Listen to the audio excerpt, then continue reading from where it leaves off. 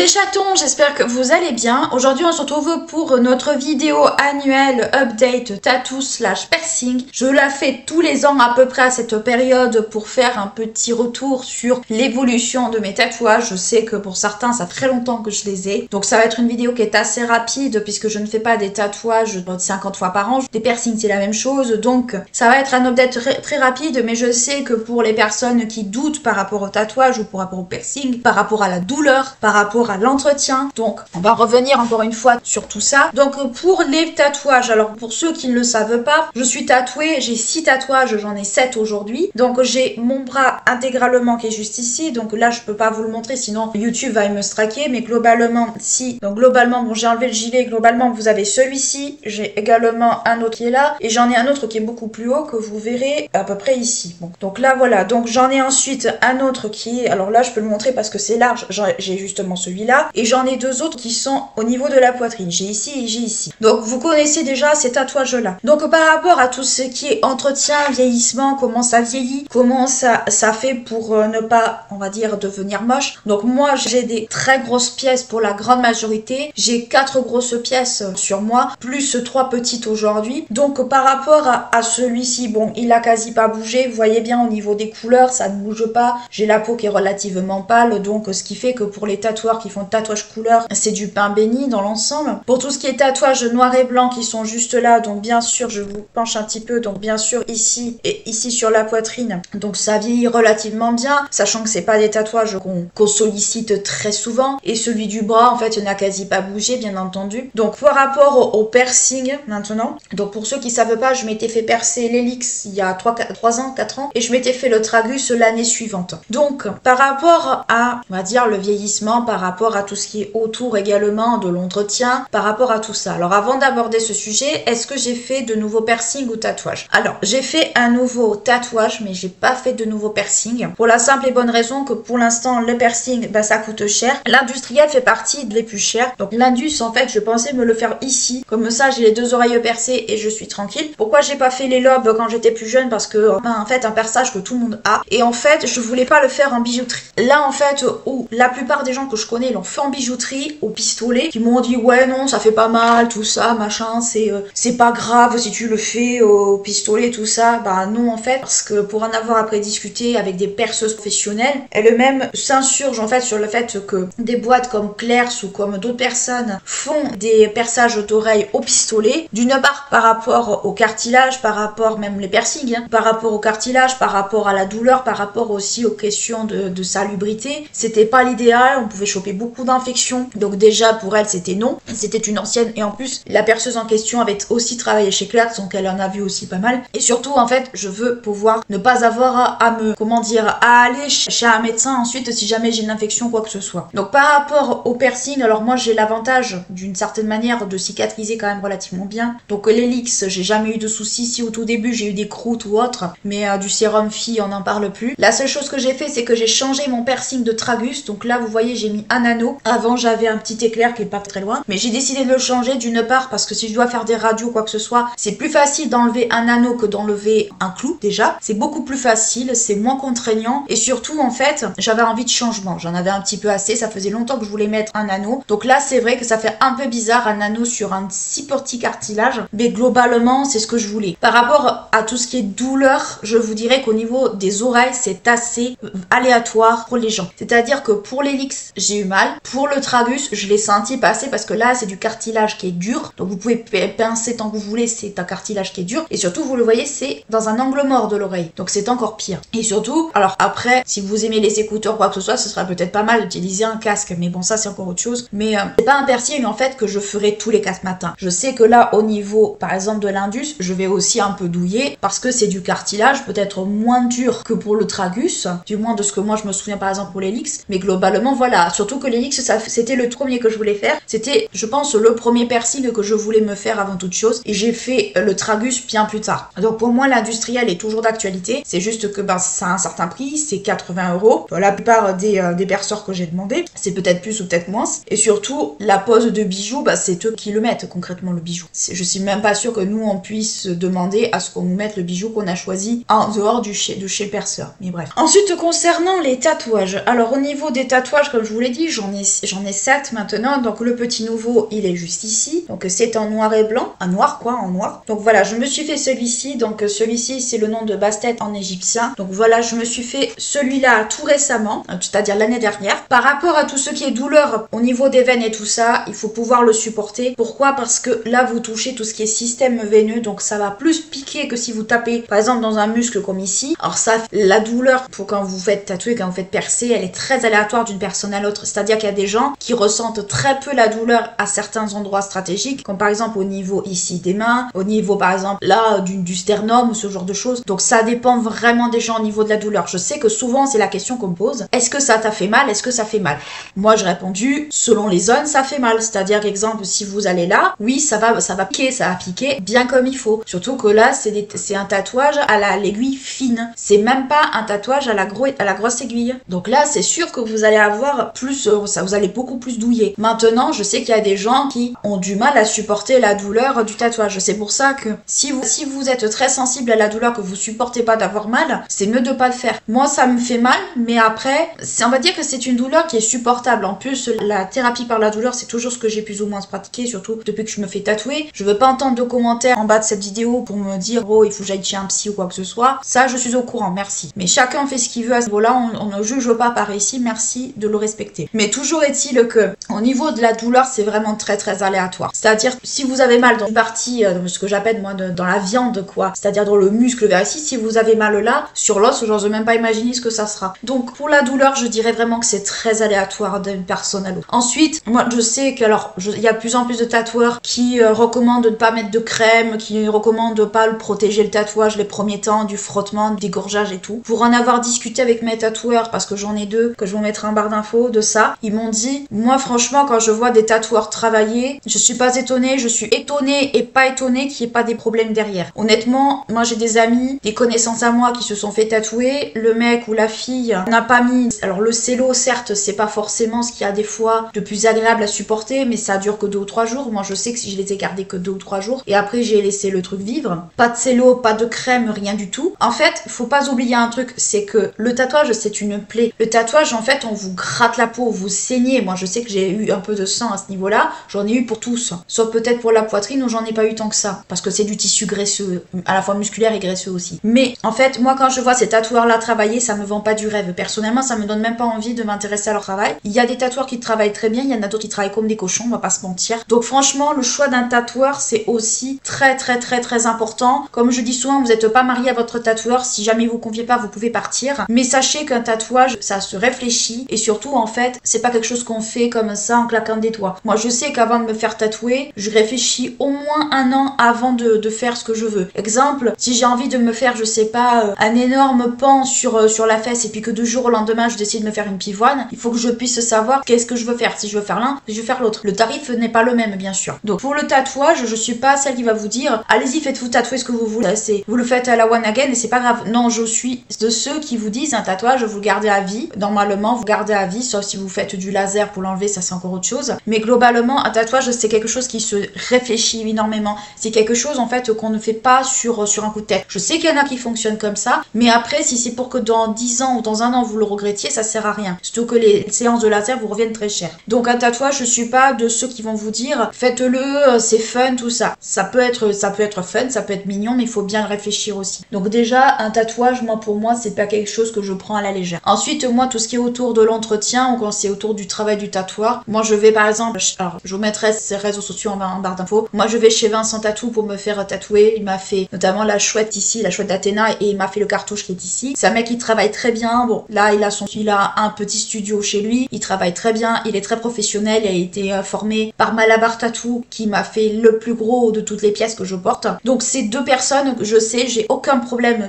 à la fois de salubrité, à la fois de sérieux, donc j'ai aucun problème moi à leur laisser ma peau pour faire leurs œuvres. J'ai aucun problème avec ça. C'est des mecs qui travaillent très bien autant l'un que l'autre. Le second a formé le premier, moi Malabar a formé Vincent. Donc en fait c'est quelque chose, c'est chez des mecs vers qui je ne peux que vous conseiller d'aller si vous voulez vraiment en fait avoir un travail propre et correct, avec justement des vrais conseils. Moi je suis désolée, mais quand je vois certaines personnes dire ah ben non, nous on nous a pas conseillé de mettre de la crème, on nous a pas conseillé de mettre du cello, ça sert à rien machin. Oui, sauf que quand vous avez le tatouage qui dégorge, parce qu'on va pas se mentir, le tatouage un jour jours, 2 jours, encore ça va, mais au bout d'un certain moment, la peau elle dégorge, elle enlève l'excès d'encre que vous avez et vous vous tachez partout. Moi j'ai eu un problème de cello où le tatouage, enfin où l'encre avait un peu, l'encre rejetée avait débordé. C'était le cas pour celui-ci. J'avais comme une espèce de peg dans mes t-shirts, dans ce quoi que ce soit. Et pourtant j'avais le cello, mais c'était pas suffisant, il y en avait beaucoup. Ce qui faisait que je le lavais régulièrement pour éviter, d'une part ça sent mauvais et d'autre part pour éviter qu'il y ait un problème. Donc je prenais extrêmement soin. Mais quand vous avez ça, moi je suis désolée, j'ai envie de dire, mais si vous voulez faire des lessives, tant mieux pour vous. Mais personnellement, j'avais pas envie de faire des lessives. Donc déjà, le sérieux d'un tatoueur, en dehors de son style, c'est important. Moi, un tatoueur qui vous dit, mettez pas de cello, mettez pas de crème, laisse le truc vivre. On laisse le tatouage vivre quand il est petit, quand il n'y a pas, on va dire, beaucoup de détails. Quand il y en a un peu, je suis désolée, mais à un moment donné, il faut faire un travail propre. Moi, il y a certains potes qui se sont fait tatouer chez certaines personnes. Jamais je leur confierai ma peau quand je vois ça. Ils travaillent bien, ils savent bien dessiner, savent bien faire des trucs, c'est pas le souci. Mais moi, le service pré-vente, pour moi, est tout aussi indispensable. Donc là, déjà, je vous dis, regardez vraiment chez qui vous faites votre tatouage et chez qui vous avez envie de vous tourner. Par rapport à l'entretien, quand vous commencez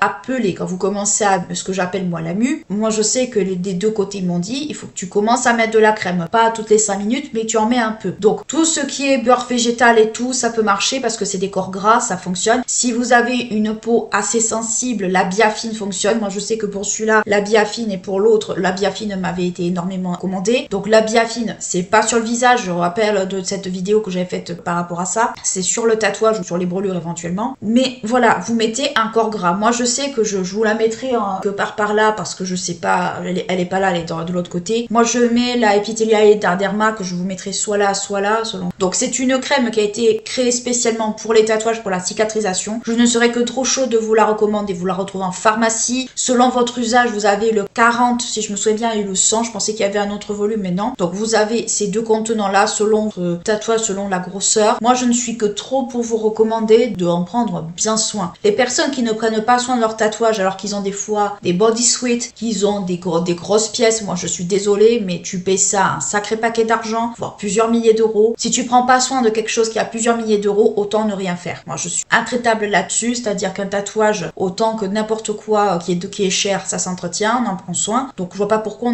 on le ferait pas pour ça. Moi je sais que je mets de la crème souvent, quand il commence à faire ces temps-là un peu humides et tout, j'en mets aussi parce que faut pas oublier que ça a tendance quand même à piquer, même si la cicatrisation date, ce qui est le cas par exemple pour celui-là ou pour les autres, vous avez quand même des fois des sensations de picotement. Donc je ne serais que vous recommander de mettre de la crème. Pareil, quand c'est des tatouages tout frais comme ça, il est important de mettre également de la crème. Ça coûte rien. Si vous voulez pas mettre de crème, si vous voulez quelque chose de plus naturel, vous avez les beurres de mangue. Alors la co, je sais qu'il y a des gens qui font des allergies, donc peut-être je vous le recommande pas forcément, mais du beurre de karité ou ce genre de choses, pourquoi pas, j'ai envie de dire. De l'aloe vera au bout d'un certain temps, pas les débuts, et surtout éviter de faire les mélanges. J'avais fait un peu cette connerie de mettre des mélanges sur celui-là, ça a été ignoble. Donc je vous conseille vraiment, si vous avez un produit fétiche, de le faire vraiment. Un tatouage, ou même votre peau, quand vous êtes tatoué ou quand vous avez des marques ou autre, il est important de l'entretenir. Pourquoi? Parce que ça permet à la peau de se régénérer, ça permet à la peau peut-être de mieux encaisser les chocs. Les personnes qui ne prennent pas soin de leur peau et qui sont tatouées bien comme il faut, en fait, ils sont pas conscients qu'en fait la peau est un organe. En fait, la peau, plus vous en prenez soin, plus elle vous en remercie, moins vous en prenez soin, plus après elle se dégrade. C'est un peu un cercle en fait. Donc c'est pour ça que moi je prends beaucoup soin de ma peau. Et l'été, par pitié, si vous êtes tatoué ou même si vous n'êtes pas, crème solaire obligatoire. Pourquoi? Parce que derrière, le tatouage va s'affadir de plus en plus, il va s'estomper, il va devenir assez moche. Et après, votre tatoueur derrière va devoir vous faire des retouches parce que vous n'avez pas pris soin de votre... Il y a des tatoueurs qui pètent des câbles à cause de ça, de ce manque de responsabilité. Il y en a qui pètent des câbles. Donc par pitié, les tatouages, mettez de la crème solaire quand vous sortez, quand vous êtes en plein soleil ou autre. Ça coûte rien de mettre de la crème solaire. Moi, je sais que j'en mets de l'année à cause du rétinol. Et même maintenant, vu que je suis tatouée, j'en mets encore plus. Mais ça coûte rien de mettre de la crème solaire. Ou alors, mettez-vous une manche longue au pire des cas. Mais en été, on va pas mettre des manches longues. Mais toujours est-il, la crème solaire est obligatoire. Donc, par rapport à l'entretien, moi, je n'ai qu'un truc à vous dire, c'est crème apaisante. Peu importe, vous avez la Derma, mais vous en avez d'autres aussi, hein, dans d'autres marques. Et la crème solaire. C'est les deux seuls produits que je vous recommande vraiment pour entretenir votre tatou toute l'année. Et surtout pour éviter qu'il s'affadisse, pour éviter en fait que le tatouage au bout d'un moment devienne moche à cause d'un mauvais vieillissement. Par rapport aussi au post-tatouage, si votre tatoueur vous dit mets pas de cello, mets rien dessus, laisse-le vivre et tout ça, je vous conseille quand même de mettre un cello au moins les 2 ou 3, on va dire, prochains jours post-tatou. Pourquoi? Parce que premièrement, Premièrement, ça va éviter tout ce qui est frottement parce que votre peau va gonfler. Moi, je sais que j'avais eu un gonflement ici. Je m'étais alarmée. Bon, mon tatoueur m'a dit c'est normal, t'inquiète pas. J'avais simplement oublié que ça pouvait faire ça. Mais globalement, ça va le protéger des chocs. Ça va le protéger également du frottement. Ça va le protéger de beaucoup de trucs. Honnêtement, ne faites pas la bêtise que font beaucoup de gens que je connais qui sont tatoués, c'est-à-dire de ne pas le protéger suffisamment. Un tatouage, c'est une plaie. Ce n'est pas autre chose. J'insiste lourdement. Et demandez à n'importe quel tatoueur un peu professionnel, il vous dira la même chose. Ici, à Toulouse, des bons tatoueurs, vous savez pas ce qui manque. Vous avez la Cour des Miracles avec Pierrot et avec les autres. Vous avez Malabar, vous avez Vincent. Vous avez également le salon, je crois, avec Uncle Ben Tattoo. Vous avez quand même des mecs qui sont relativement, on va dire, corrects au niveau de la façon de travailler. Je sais que, par exemple, Malabar travaille avec les Vauriens à Périgueux. Donc voilà, il y a des bons tatoueurs. Mais les bons tatoueurs, bien entendu, ça court pas les rues. On est entièrement d'accord, ça court pas les rues. Il y a des tatoueurs, on se demande comment ils bossent. Vous avez également, si vous êtes à Plaisance du Touche, vous avez Mauvaise Graine également, avec toute sa clique. Donc franchement, le choix du tatoueur, je vous conseille vraiment bien le réfléchir. C'est bien de faire les potes, ou c'est bien de faire les gens un peu random, ou qu'on choisisse un peu en fonction de ce qu'on entend ou autre. C'est bien de faire ça, mais choisissez-le bien, renseignez-vous,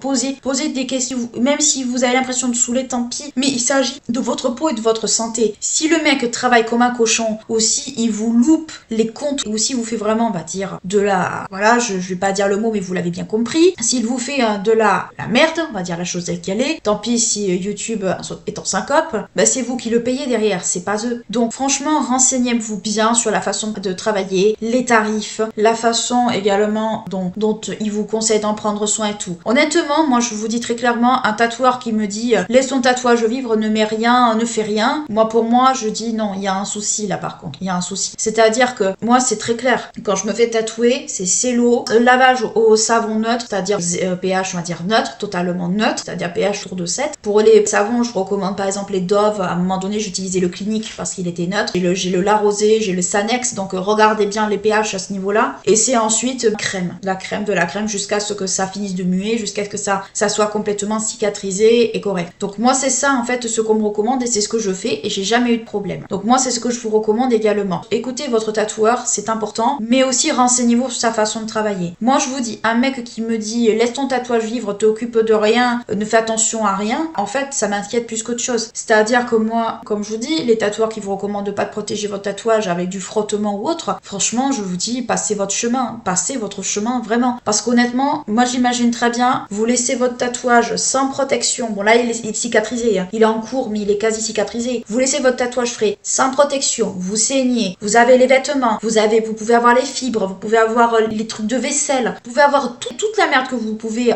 accumuler, et après vous faites quoi? Vous chopez une infection, vous avez des problèmes de cicatrisation. Franchement je vous le dis, les mecs qui travaillent comme ça, c'est pas que je vous recommande de les éviter, mais je vous recommande de bien réfléchir si vous êtes en capacité de ne rien faire. Moi je sais que par exemple pour là le bras droit, enfin ma droite à moi, c'est pas évident pour moi parce que je suis droitière, même étant bidex, c'est quelque chose en fait qui m'handicape énormément aussi. Donc faites très attention au choix de votre tatoueur ou de votre perceur. C'est-à-dire que si on vous propose par exemple le piercing, le perçage au pistolet, je vous dis non, et un bon perceur digne de ce nom vous dira non également. Pourquoi? Parce que vous allez vous détruire les cartilages comme ça, et ça n'importe quel perceur professionnel vous le dira aussi. Pour les tatoueurs qui vous recommandent de ne rien faire sur vos tatous, moi je vous dis bah non en fait. Bah non, il y en a qui vont dire ah ben oui mais c'est pas grave tout ça. Oui parce que c'est pas grave pour eux. S'ils chopent quelque chose, on verra si derrière ils auront toujours ce même raisonnement. Bref, voilà pour mon update tatouage. Donc vous voyez que c'est plus les tatous pour cette année qui sont un peu plus en avant. Voilà, j'espère qu'en tout cas ma petite vidéo vous aura plu, vous aura intéressé comme tous les ans. Je sais que le tatouage ne passionne pas grand monde, mais il y a toujours énormément de questions quand on me voit tatouer. On me pose énormément de questions, notamment au niveau de la douleur. Comme je vous dis, la douleur c'est très subjectif d'une personne à l'autre. On me pose beaucoup de questions au niveau de la douleur, au niveau de beaucoup de choses, mais globalement, moi ça me dérange pas d'y répondre parce que j'estime que en tant que tattoo lady, ça me dérange pas vraiment. Et puis j'ai rien à cacher. Les seules zones moi que je me ferais pas tatouer, par contre, c'est toute la zone du cou. Je trouve ça très... Alors, je trouve ça vulgaire de base et je trouve que ça ne va pas à tout le monde. Il y a des filles chez qui ça va très bien et